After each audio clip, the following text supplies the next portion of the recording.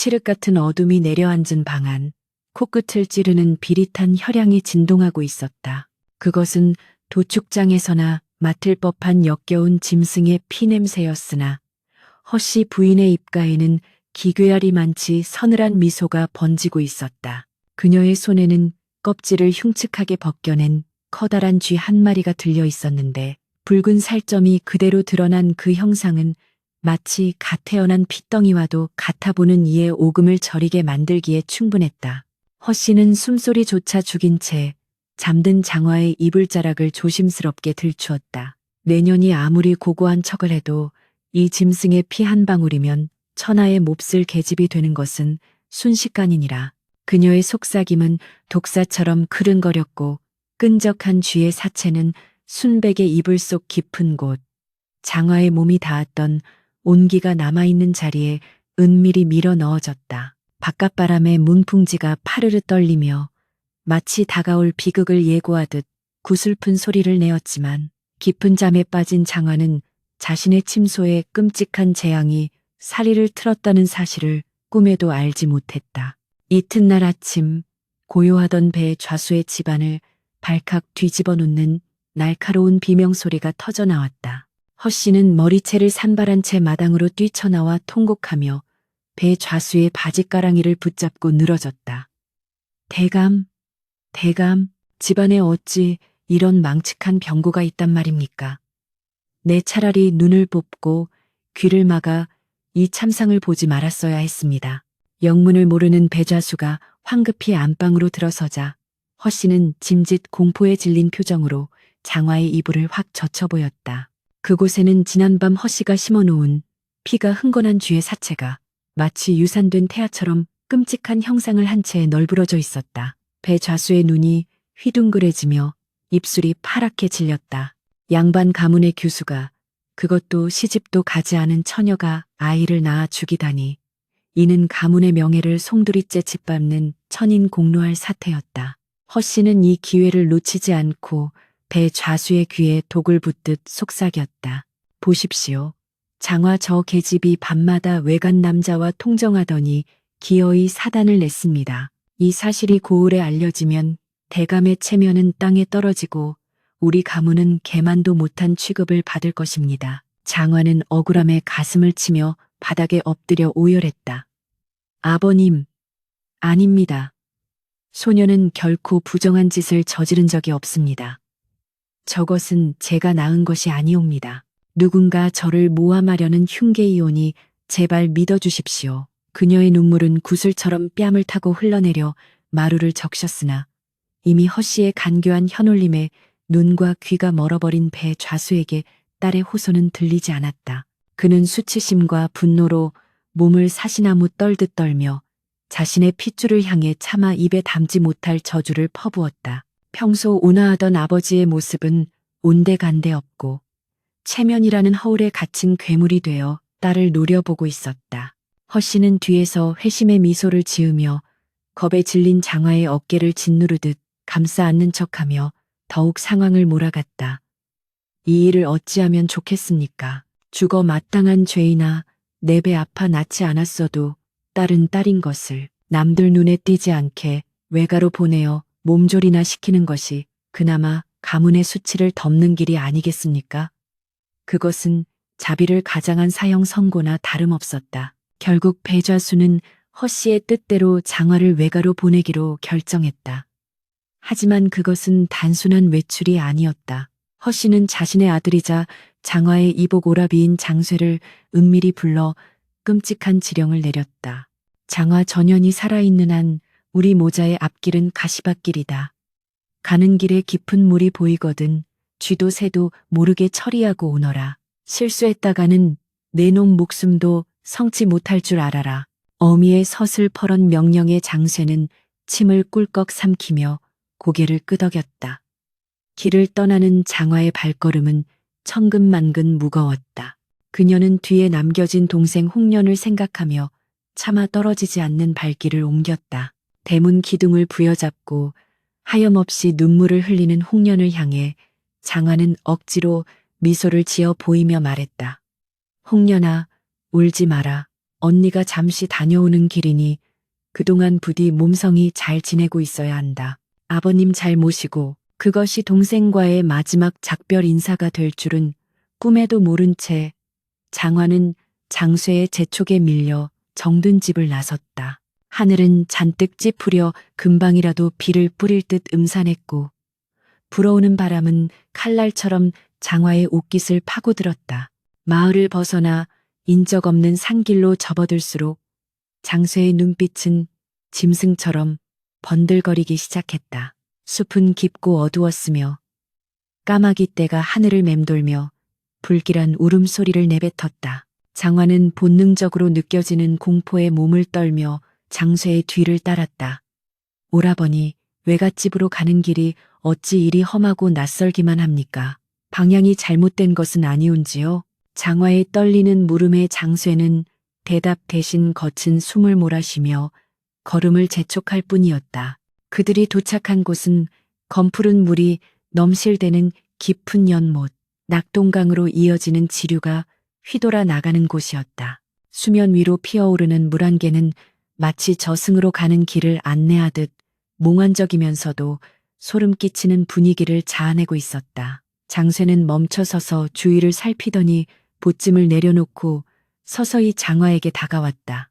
그의 손에는 굵은 동아줄이 들려 있었고 눈에는 살기가 가득했다.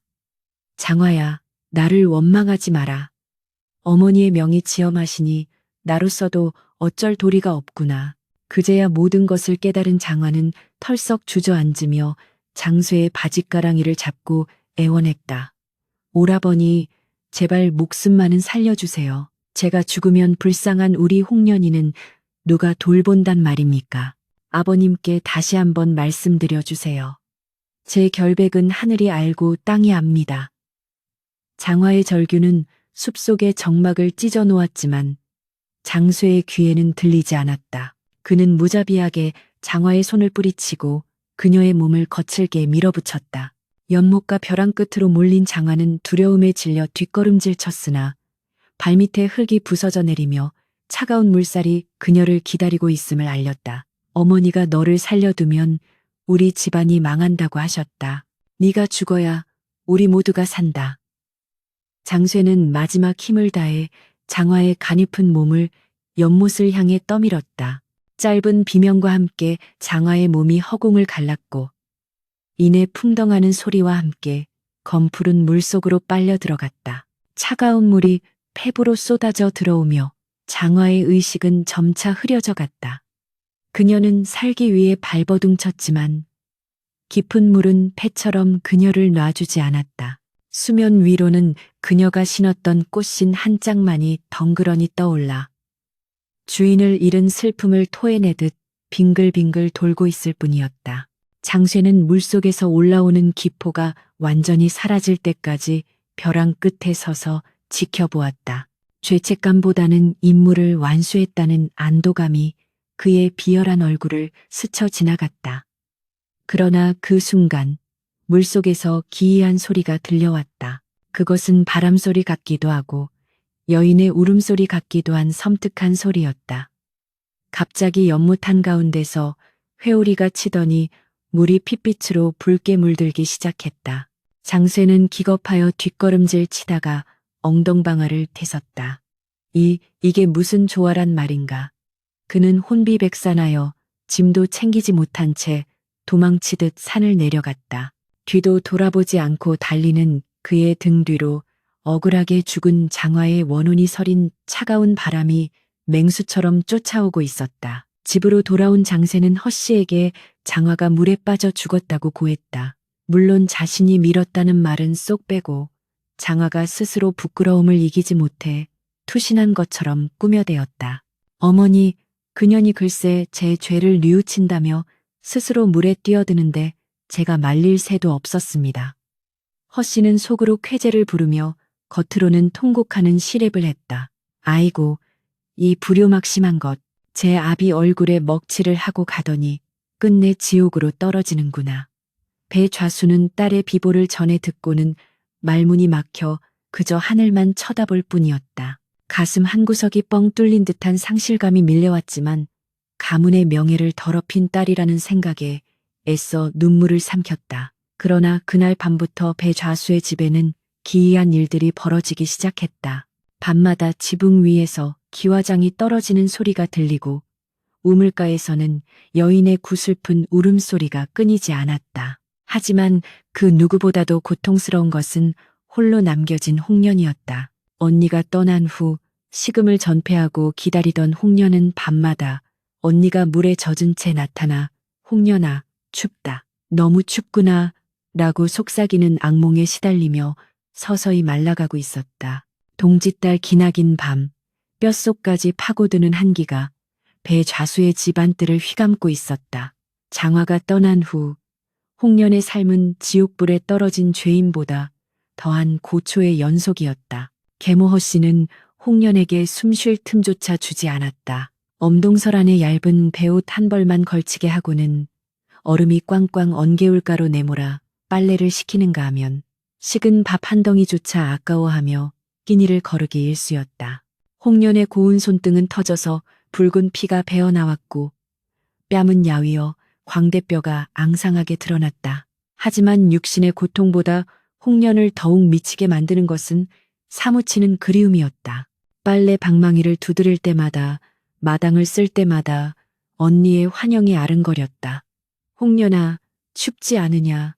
내 품으로 오너라. 바람결에 스치는 소리가 언니의 목소리 같아 홍련은 수시로 하던 일을 멈추고 멍하니 허공을 응시하곤 했다.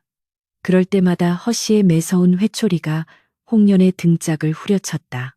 이년이 일은 안 하고 어디서 넋을 빼고 있느냐. 내 언니년이 밖에서 무슨 짓을 하고 다니는지 알기나 하느냐. 그 피가 어디 가겠느냐. 너도 똑같은 년이다. 허씨의 표독스러운 폭언은 홍련의 가슴에 쇠말뚝처럼 박혔다. 아버지 배좌수는 허수아비나 다름없었다. 그는 장화의 일로 상심하여 술독에 빠져 살았고 집안일은 전적으로 허씨의 소나귀에 놀아나고 있었다. 홍련이 울며 불며 언니의 소식을 물어도 그는 고개를 돌리며 한숨만 쉴 뿐이었다. 다 잊어라. 그 아이는 이미 우리 사람이 아니다. 아버지의 냉담한 반응에 홍련은 절망의 나락으로 떨어졌다. 세상 천지에 홀로 남겨진 듯한 고립감. 그 누구도 자신의 편이 되어주지 않는다는 사실이 홍련의 영혼을 갉아먹었다. 그러던 어느 날 밤, 지친 몸을 누이곤 깜빡 잠이 든 홍련의 꿈속에 장화가 나타났다. 꿈속의 장화는 생전의 고운 모습이 아니었다.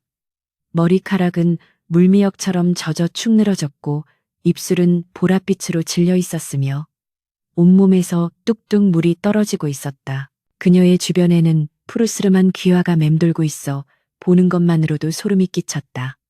홍련은 반가움과 두려움이 뒤섞인 목소리로 언니를 불렀다. 언니, 어디 갔었어? 내가 얼마나 찾았는데 왜 그런 모습이야?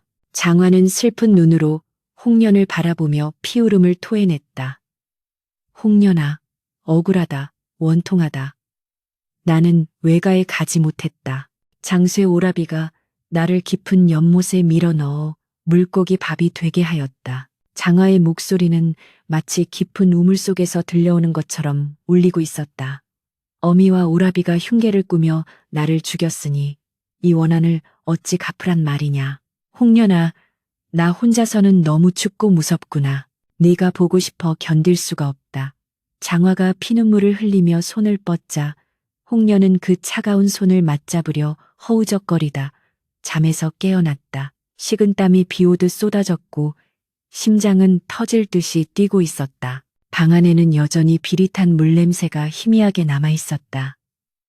그것은 단순한 객꿈이 아니었다. 언니의 혼백이 찾아와 억울한 죽음을 알린 것이 분명했다. 홍련은 이불을 부여잡고 소리 죽여 통곡했다. 언니가 죽었구나. 그 악독한 모자에게 죽임을 당했구나. 모든 진실을 알게 된 홍련의 눈에 서늘한 도끼가 서렸다. 다음 날부터 홍련의 행동은 눈에 띄게 달라졌다. 그녀는 더 이상 허씨의 구박에 대꾸하지도 울지도 않았다. 그저 묵묵히 시키는 일을 할 뿐 그녀의 눈동자는 텅 빈 구멍처럼 깊은 어둠만을 담고 있었다. 그녀는 마음속으로 이미 결단을 내린 상태였다. 이 지옥 같은 집구석에서 짐승처럼 사느니 차라리 언니 곁으로 가리라. 홍련은 틈틈이 주머니에 돌을 모으고 깨끗한 옷 한 벌을 몰래 챙겨두었다. 그리고 며칠 후 칠흑 같은 그런 밤을 틈타 홍련은 조용히 방문을 열고 나섰다. 찬바람이 쌩쌩 불어와 살을 내는 듯 했지만 홍련은 추위를 느낄 겨를이 없었다. 그녀는 마당 한가운데 서서 안방을 향해 큰 절을 2번 올렸다. 아버님, 불효녀 홍련은 먼저 갑니다. 부디 강건하십시오. 허씨 어머니, 당신의 죄악은 하늘이 알고 땅이 알 것이니 언젠가 그 대가를 치를 것입니다. 홍련의 마지막 인사는 저주에 가까운 독백이었다. 그녀는 뒤도 돌아보지 않고 살인문을 나섰다. 어두운 밤길을 재촉하는 홍련의 앞길을 인도하듯 어디선가 파랑새 한 마리가 날아와 구슬프게 울며 날갯짓을 했다. 지지배배, 지지배배. 그 소리는 마치 이리 온 하는 장화의 목소리처럼 들렸다. 홍련은 홀린 듯 그 파랑새를 따라 걸었다. 산길은 험했고 가시덤불이 옷자락을 찢고 살을 핥히었지만 홍련은 멈추지 않았다. 얼마나 걸었을까. 숲이 끝나고 시야가 트이면서 검푸른 물결이 넘실 때는 연못이 나타났다. 꿈속에서 보았던 바로 그곳이었다. 수면 위에는 음산한 물 한 개가 자욱했고 정막강산의 물소리만이 기괴하게 울리고 있었다. 홍련은 연못가에 서서 물끄러미 수면을 내려다보았다. 언니, 내가 왔어. 이제 외롭지 않게 해줄게. 그녀는 챙겨온 무거운 돌들을 치마폭에 단단히 묶었다. 그리고 신발을 벗어 가지런히 놓은 뒤 2 손을 모아 마지막 기도를 올렸다. 다음 생에는 부디 좋은 부모 만나 우리 자매 헤어지지 않고 오래오래 살게 해주소서. 눈을 질끈 감은 홍련은 주저없이 차가운 물속으로 몸을 던졌다. 첨벙하는 둔탁한 소리가 밤의 정적을 깨뜨렸고 거대한 물보라가 일었다. 차가운 물이 홍련의 몸을 휘감으며 순식간에 그녀를 심연으로 끌고 내려갔다. 숨이 막혀오고 고통이 밀려왔지만 홍련은 오히려 편안함을 느꼈다. 흐릿해지는 의식 속에서 저 멀리 자신을 향해 손을 뻗는 장화의 모습이 보이는 듯했다. 2 자매의 슬픈 영혼은 그렇게 차가운 물 속에서 다시 만났다. 홍련의 몸이 완전히 가라앉자 연못 위로는 다시금 고요가 찾아왔다. 하지만 그 고요는 전과는 다른 섬뜩한 기운을 머금은 정적이었다. 잠시 후 물속에서 기이한 빛이 뿜어져 나오더니 연못물이 붉게 끓어오르기 시작했다. 하늘에서는 마른 벼락이 치고 산짐승들이 공포에 질려 울부짖었다. 그것은 철산 고을에 닥쳐올 끔찍한 재앙의 서막이었다. 그날 이후 배 좌수의 집 근처 연못가에서는 밤마다 처녀 귀신의 곡소리가 들려오기 시작했다. 마을 사람들은 두려움에 떨며 해가 지면 문을 걸어 잠그고 밖으로 나오지 않았다. 심지어 대낮에도 연못 근처에는 얼씬도 하지 않았다. 나무꾼들이 산에서 내려오다 하얀 소복을 입은 2 여인이 서로를 껴안고 물 위를 걷는 모습을 보았다는 소문이 흉흉하게 퍼져나갔다. 궤변은 여기서 그치지 않았다. 철산 고을에 새로 부임하는 부사들이 첫날 밤을 넘기지 못하고 의문의 죽음을 당한다는 소식이 들려왔다. 관아의 안방에서 자고 나면 다음 날 아침 싸늘한 주검으로 발견되는데 하나같이 눈을 부릅뜨고 공포에 질린 표정으로 죽어 있다는 것이었다. 사람들은 입을 모아 수군거렸다. 배 좌순의 딸들이 원기가 되어 고을 사또들을 잡아가는 게야. 철산 고을은 순식간에 귀신이 나오는 저주받은 땅으로 낙인 찍혔고 아무도 부사로 부임하려 하지 않아 관아는 점차 폐허로 변해가고 있었다. 허씨는 홍련이 사라지자 집 나간 년이라며 동네방네 욕을 하고 다녔지만 밤이면 공포에 질려 잠을 이루지 못했다. 바람 소리만 들려도 홍련이 문을 긁는 소리 같아 이불을 뒤집어 쓰고 벌벌 떨었다. 장쇠 역시 헛것을 보며 미친 사람처럼 중얼거리는 일이 잦아졌다. 저기 물귀신이. 아니야, 나는 안 죽였어. 배 좌수의 집안에는 곰팡이처럼 음습한 불행의 그림자가 짙게 드리워졌고 가세는 급격히 기울기 시작했다. 하지만 이것은 시작에 불과했다. 억울하게 죽은 두 자매의 원한은 하늘을 찌르고 땅을 울릴 만큼 강렬했으니 그들의 복수는 이제 막 시작되려 하고 있었다. 자매의 한 맺힌 영혼은 저승으로 가지 못하고 이승을 떠돌며 자신의 억울함을 풀어줄 강인한 누군가를 간절히 기다리고 있었다. 그 기다림의 끝에 피바람을 몰고 올 새로운 인물이 철산 땅을 향해 다가오고 있었다. 철산 고을의 밤은 살아있는 자들에게는 금지된 시간과도 같았다. 칠흑 같은 어둠이 관아를 집어삼키면 그 정막을 깨트리는 것은 오직 소쩍새의 처량한 울음소리와 당직을 서는 포졸들의 떨리는 숨소리뿐이었다. 신임부사 정씨가 부임한 첫날 밤, 관아의 사랑채에서는 기괴한 침묵이 흐르고 있었다. 정부사는 호기롭게 부임했지만 마을에 떠도는 흉흉한 소문에 내심 불안함을 감추지 못한 채 등잔불을 환하게 밝혀두고 병풍 뒤에 숨어 칼을 쥐고 있었다. 자시가 되자 갑자기 방문이 덜컹거리더니 한기를 머금은 음풍이 방 안으로 들이닥쳐 등잔불을 일순간에 꺼뜨렸다. 누구냐? 정부사가 떨리는 목소리로 소리쳤으나 대답 대신 허공에서 서늘한 웃음소리가 들려왔다. 히히, 사또님, 억울하옵니다.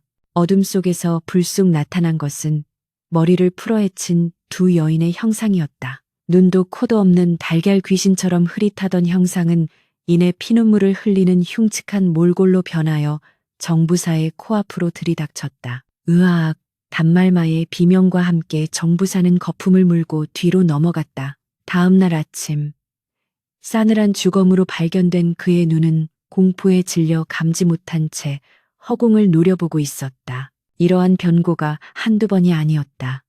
정부사에 이어 부임한 최부사, 김부사 역시 하룻밤을 넘기지 못하고 의문의 죽음을 맞이했다. 철산고을은 부사들의 무덤이라 불리며 조선 팔도의 악명을 떨쳤다. 관아의 마당에는 잡초가 무성하게 자라 뱀과 쥐가 들끓었고 기와는 깨져 비가 새도 고치는 이가 없었다.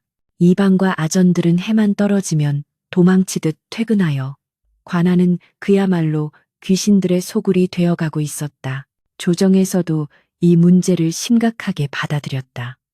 임금은 근심 가득한 얼굴로 대신들을 향해 물었다. 철산 고을의 원기가 사납다 하여 아무도 가려하지 않으니 이를 어찌하면 좋단 말인가. 과인의 백성들이 공포에 떨고 있는데 담대한 인재가 조정에 이토록 없단 말인가. 조정 대신들은 서로의 눈치만 살필 뿐 누구 하나 선뜻 나서지 않았다. 죽음이 기다리고 있는 곳으로 제 발로 걸어 들어갈 미치광이는 없었기 때문이다. 그때 무반 출신의 배무룡이라는 자가 성큼 앞으로 걸어 나왔다. 그는 우람한 체구의 눈매가 범처럼 날카로웠으며 평소 강직하고 타협을 모르는 성품으로 유명했다.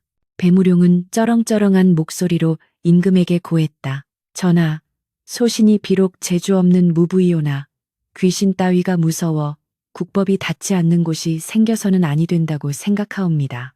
소신을 철산 부사로 명해 주신다면 그 원귀의 정체가 무엇이든 간에 반드시 밝혀내어 고을의 기강을 바로 세우겠나이다. 임금은 그의 기백에 감탄하여 즉시 배무룡을 철산 부사로 임명했다.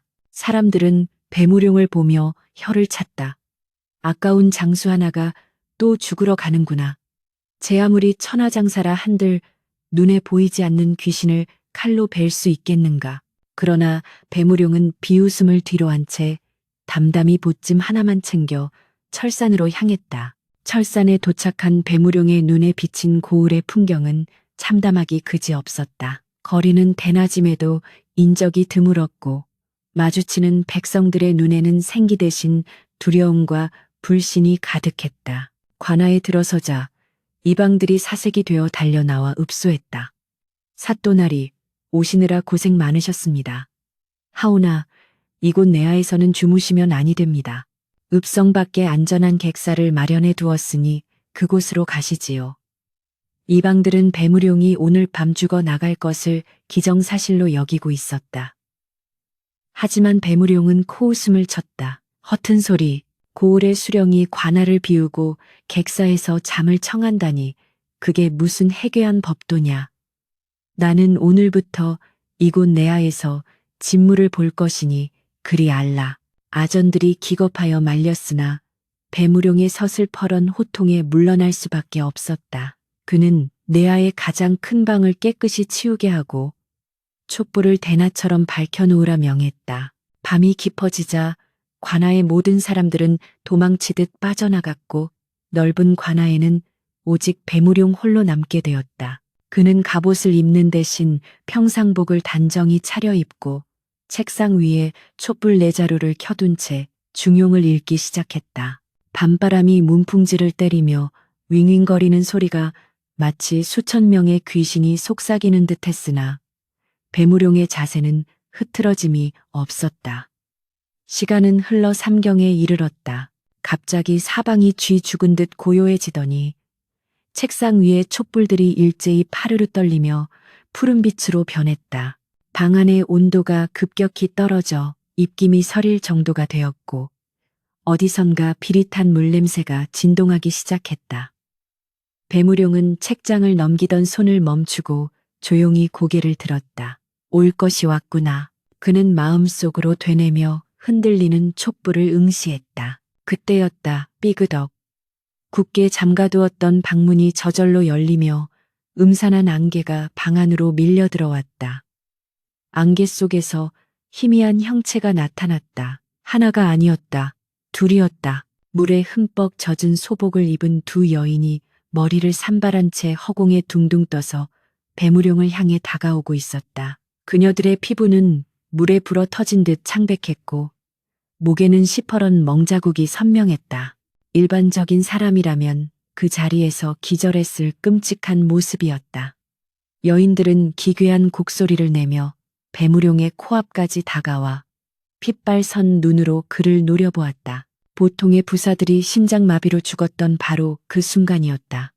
그러나 배무룡은 눈 하나 깜짝하지 않았다. 오히려 그는 책상을 쾅 하고 내리치며 우레와 같은 호통을 쳤다. 네, 인연들. 여기가 감히 어느 안전이라고 함부로 들어와 요사스러운 짓을 하느냐. 너희가 음계의 귀신이라면 응당 저승으로 가야 할 것이거늘 어찌하여 신성한 관아를 더럽히고 죄 없는 관리들을 해치느냐. 내 칼이 너희의 목을 베지는 못할지라도 내 호연지기는 너희 같은 잡귀를 쫓기에 충분하다. 당장 물러가지 못할까. 배무룡의 호통 소리는 관아의 기둥을 울릴 만큼 당당하고 위엄이 넘쳤다.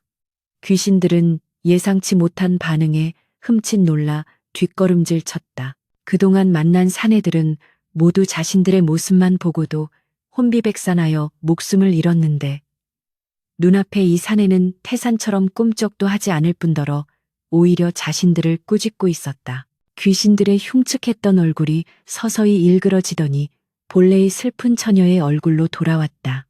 그것은 장화와 홍련이었다.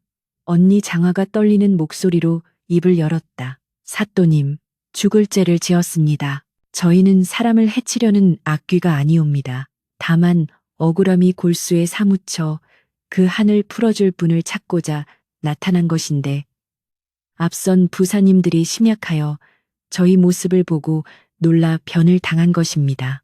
부디 저희의 사정을 굽어 살펴 주시옵소서. 홍련 역시 옆에서 흐느끼며 바닥에 엎드렸다.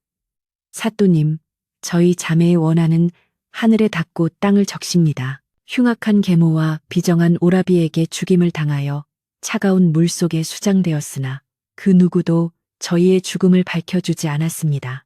저희 시신은 아직도 물고기 밥이 되어 떠돌고 있사온데 살인자들은 따뜻한 방에서 호의호식하고 있습니다. 이 원통함을 어찌하면 좋단 말입니까? 자매의 울음소리는 밤하늘을 찢을 듯 처절했다. 배무룡은 그녀들의 태도가 변한 것을 보고 비로소 경계심을 풀고 자세를 고쳐 앉았다. 귀신이라 할지라도 그 슬픔의 깊이가 진실됨을 느낄 수 있었기 때문이다. 오라, 사정이 있었구나. 그렇다면 썩 물러가라 하지 않고 내 너희의 이야기를 들어주마.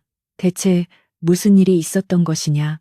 그 억울한 사연을 한자도 숨김없이 고하라. 배무룡의 말에 장화와 홍련은 서로를 마주보며 피눈물을 닦았다. 드디어 자신들의 이야기를 들어줄 두려움 없는 강인한 심판관을 만난 것이다. 장화는 천천히 입을 열어 계모 허씨가 쥐의 껍질을 벗겨 자신을 모함했던 일부터 장쇠가 자신을 연못에 밀어넣었던 그날의 참상을 낱낱이 고하기 시작했다. 사또님, 제 침소에서 나왔다는 그 쥐의 사체, 그것은 계모가 꾸민 짓입니다. 제가 죽던 날 신었던 꽃신 한 짝이 증거가 될 것입니다. 홍련이 말을 이었다. 언니를 잃고 저 또한 억울함에 못 이겨 언니를 따라 목숨을 끊었습니다. 저희의 시신은 낙동강 지류 깊은 연못 바닥에 가라앉아 있습니다. 부디 저희의 시신을 수습해 주시고 악독한 저들을 법대로 처단해 주십시오. 이야기를 듣는 내내 배무룡의 미간은 찌푸려졌고 주먹은 부들부들 떨렸다. 인면수심의 범죄, 그것도 어린 딸들을 상대로 벌인 끔찍한 만행에 무인의 피가 끓어올랐다. 모든 이야기를 마친 자매는 다시 한번 배무룡에게 절을 올렸다. 내일 아침 관아뜰에 붉은 연꽃 한 송이가 피어 있을 것입니다. 그것이 저희의 증표이니 부디 잊지 말아 주십시오. 말을 마친 자매의 형상은 새벽 안개처럼 희미해지더니 문틈 사이로 스며들어 사라졌다. 방 안에는 다시 정적이 찾아왔고 촛불은 언제 그랬냐는 듯 붉은색으로 타오르고 있었다. 배무룡은 뜬 눈으로 밤을 지새웠다. 그의 가슴 속에는 두려움 대신 반드시 이 사건을 해결하고야 말겠다는 불같은 정의감이 타오르고 있었다. 동이 트자마자 배무룡은 즉시 이 방을 호출했다. 여봐라, 당장 배좌수와 그의 처어씨, 그리고 아들 장쇠를 관아로 잡아들여라.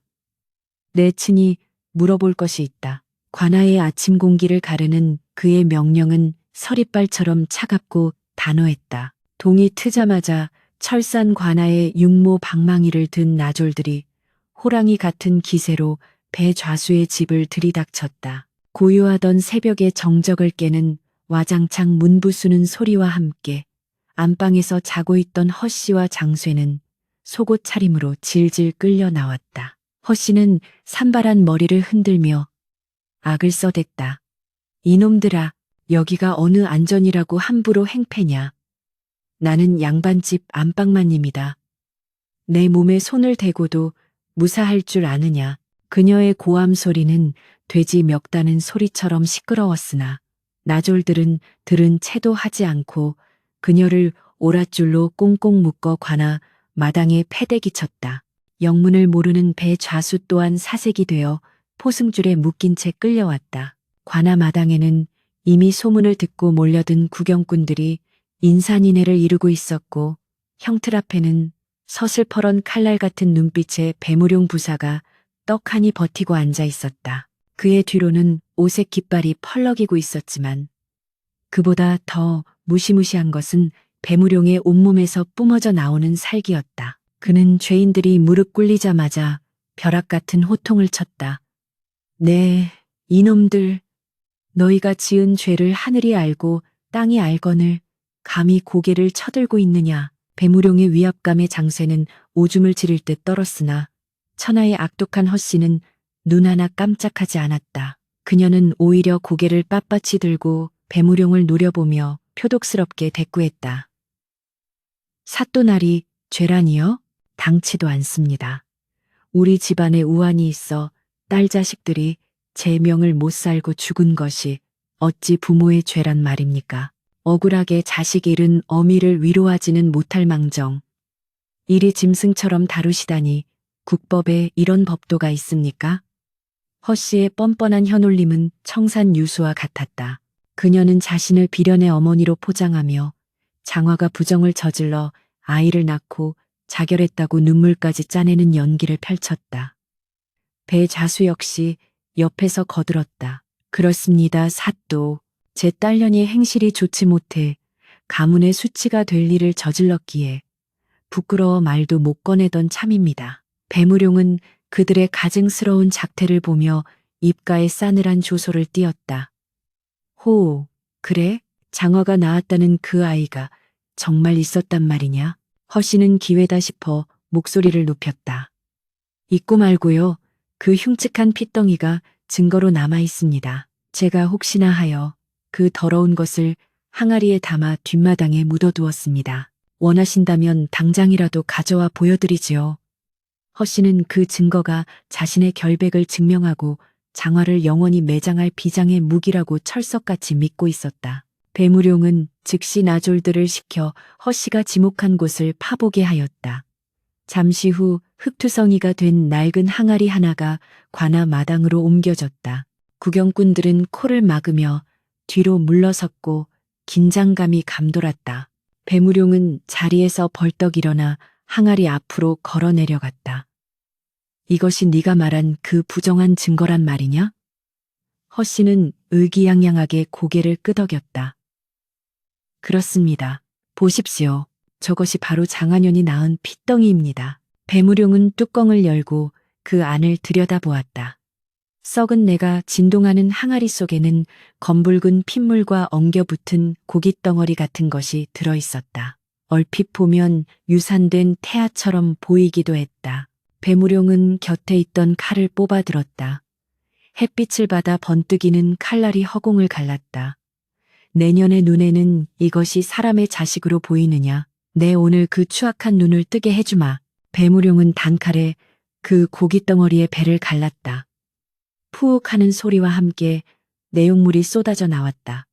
그리고 그 순간 구경꾼들 사이에서 으악 하는 비명이 터져 나왔다.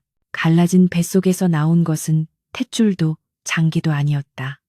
그것은 쥐의 내장이었고 꼬리까지 달린 명백한 쥐의 사체였다. 껍질이 벗겨져 붉게 보였을 뿐 그것은 끔찍하게 훼손된 쥐 한 마리에 불과했다. 보아라, 이것이 내년이 낳았다는 손자냐?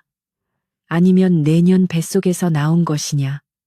배무룡의 호통에 허씨의 얼굴이 흑빛으로 변했다. 그녀는 믿을 수 없다는 듯 눈을 비비며 항아리 속을 들여다보았다. 분명 쥐였다. 자신의 흉계가, 자신이 만들어낸 완벽한 증거가 오히려 자신의 목을 조르는 올가미가 되어 돌아온 것이다.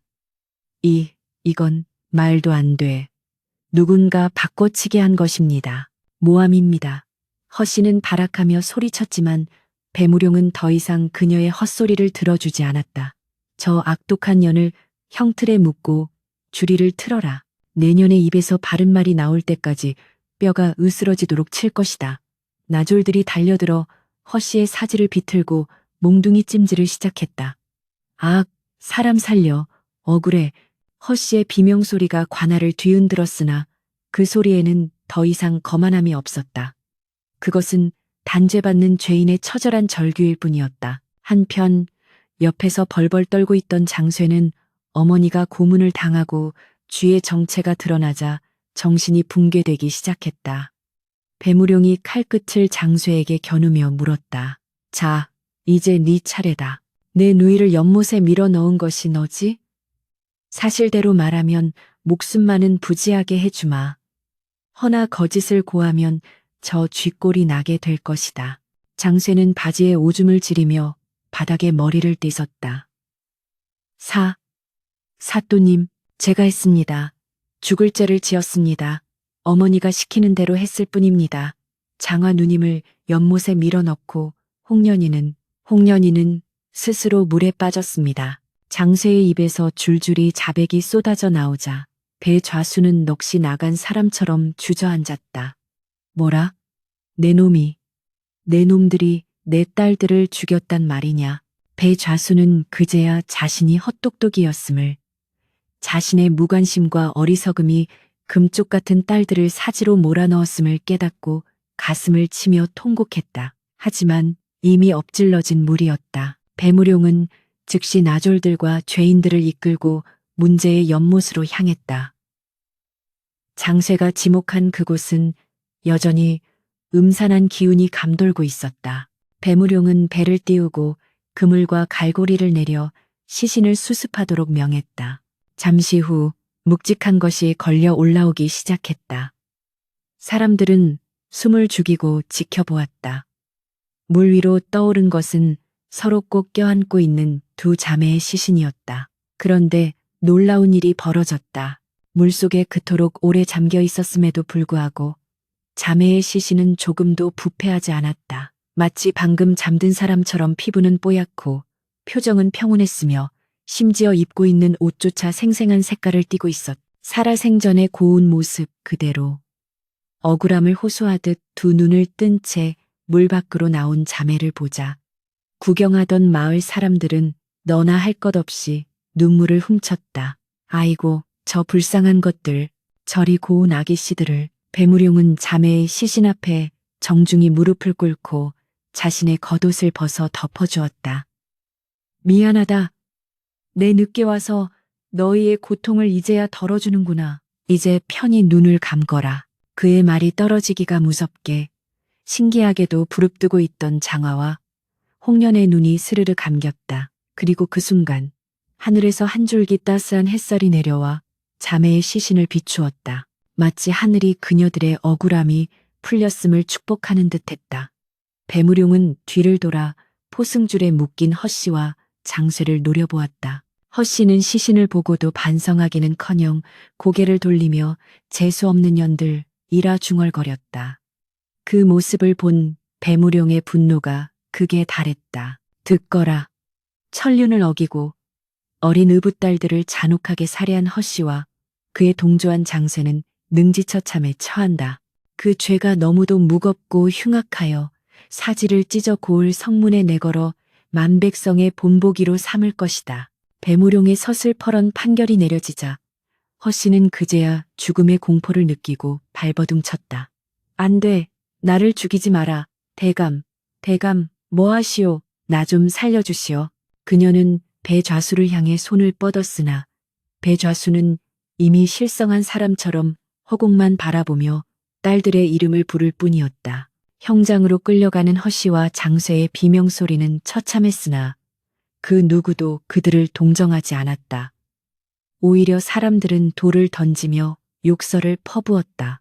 귀신보다 더한 마귀 할멈, 천벌을 받아 마땅하다. 그날 오후 형장은 피로 물들었다.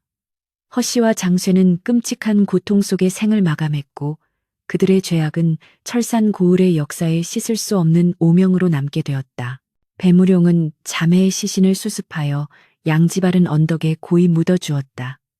그리고 장례를 치르는 내내 배좌수는 무덤가에 엎드려 피를 토하듯 울었다. 장화야, 홍련아, 이 못난 애비를 용서하지 마라. 내가 눈이 멀어 너희를 죽였구나. 그의 뒤늦은 참회는 산천초목을 울렸으나 떠나간 딸들은 대답이 없었다. 무덤 앞에는 배무룡이 약속했던 대로 붉은 연꽃 두 송이가 그려진 비석이 세워졌다. 흙이 채 마르기도 전에 무덤가에는 이름 모를 파랑새 두 마리가 날아와 슬피 울다가 하늘 높이 날아올랐다. 사람들은 그것이 자매의 영혼이 비로소 자유를 얻어 승천하는 것이라 믿었다. 철산 고울을 짓누르던 검은 먹구름이 걷히고 오랜만에 맑고 푸른 하늘이 드러났다. 하지만 이것이 끝은 아니었다. 인과응보의 수레바퀴는 아직 멈추지 않았으니 남겨진 자들에게 내려질 마지막 운명이 남아 있었다. 철산 고울을 뒤덮고 있던 검은 먹구름이 걷히고 실로 오랜만에 따스한 햇살이 대지 위로 쏟아져 내렸다. 허씨와 장쇠의 처형이 집행된 형장의 핏자국은 밤새 내린 비에 깨끗이 씻겨 내려갔고 그 자리에는 잡초 대신 이름 모를 들꽃들이 피어나기 시작했다. 희대의 악녀와 페르나가 사라진 고을은 마치 묵은 체증이 내려간 듯 활기를 되찾았다. 밤마다 들려오던 소름 끼치는 귀신의 곡소리는 뚝 그쳤고 연못가에는 다시 물새들이 날아와 평화롭게 논일었다. 백성들은 삼삼오오 모여 앉아 신임부사 배무룡의 지혜와 담력을 칭송하기에 바빴다. 배사또가 아니었다면 우리 고을은 영영 귀신 소굴이 되었을 게야. 그분이 진정 살아있는 염라대왕이시지. 관아의 문턱은 백성들의 발길로 다를 지경이 되었고 폐허나 다름없던 철사는 다시금 평안과 질서를 되찾아가고 있었다. 그러나 만물이 소생하는 봄이 찾아왔음에도 단 한 사람 배좌수의 마음에는 여전히 한겨울 삭풍이 몰아치고 있었다. 그는 가문의 수치와 딸들을 잃은 슬픔, 그리고 무엇보다 자신의 어리석음이 빚어낸 비극에 대한 죄책감으로 하루하루를 지옥 속에서 보내고 있었다. 그는 가산을 정리하여 가난한 이웃들에게 나누어 주고 자신은 장화와 홍련이 묻힌 양지 바른 언덕 옆에 조그만 움막을 짓고 기거하기 시작했다. 비단 옷 대신 거친 삼베옷을 입고 기름진 음식 대신 산나물과 죽으로 연명하며 그는 매일 아침 저녁으로 딸들의 무덤 앞에 엎드려 사죄의 눈물을 흘렸다. 장화야, 홍련아, 이 못난 애비가 왔다. 차라리 내 눈을 멀게 하고 내 귀를 멀게 하여 너희의 고통을 함께 나누게 해다오. 그의 통곡 소리는 산천을 울렸고 지나가던 나무꾼들조차 그 처연한 모습에 눈시울을 붉히며 발걸음을 멈추곤 했다.